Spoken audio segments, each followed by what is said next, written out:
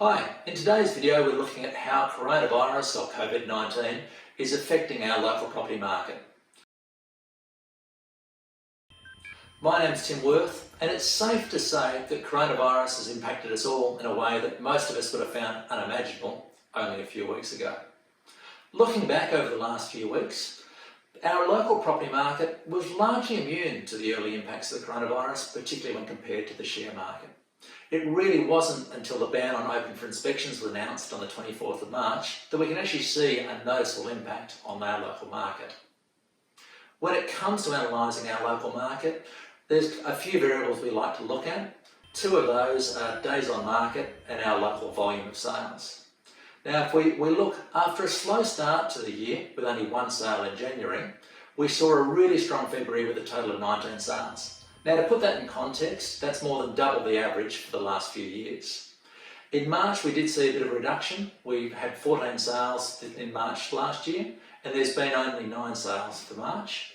And April, a greater reduction. We're now 3 weeks at the time of recording into April, and there's been 4 sales compared to 10 last year. What should we expect from here? Well, overall, for the last few years, we've actually been seeing the number of properties selling in Seaforth diminishing slightly. Go back to 2016 and there was 115 sales for the year. Last year there was 96. Now, comparing year on year, because of our really strong February, we're actually on track with where we were in terms of number of sales for the year. What should we expect from here? My gut feeling is we're going to see an even greater reduction in the number of new listings hitting the market, despite a usual slowdown over winter. And that's likely by the time we hit spring to be putting us well back down on the total volumes for the year. Projecting forward, if a number of the commentators are right in the relaxing restrictions over the next few months, by the time we hit spring, we may well be actually seeing a lot of the people that would have traditionally transacted over winter coming to market, and that total number of listings being boosted back up.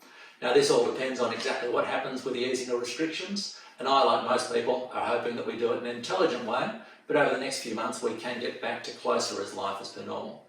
Now, days on market, what's been happening? I like to go and separate the market into properties that have sold in less than 90 days and those that have taken a bit longer.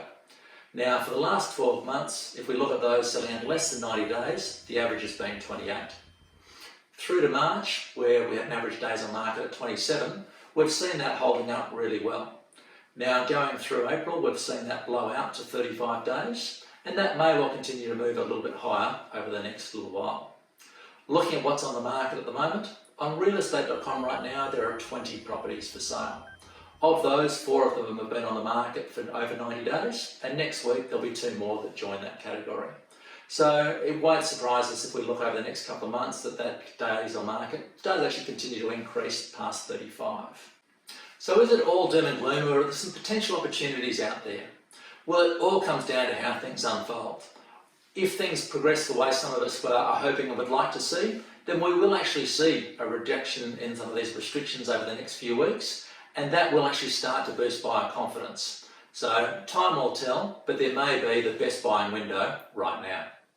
Looking at the positives, with interest rates at record lows, with the cash rate currently at 0.25%, it's safe to say that interest rates are certainly going to be staying low for the foreseeable future. I don't see the Reserve Bank reducing the cash rate anytime soon, but they are using their quantitative easing to put continued downward pressure on interest rates. Thanks for taking the time to watch this video. I hope you found it informative, and if it's prompted any questions or you'd like a further update on how this might apply to your own home, please don't hesitate to give me a call. Thank you, thanks for your time.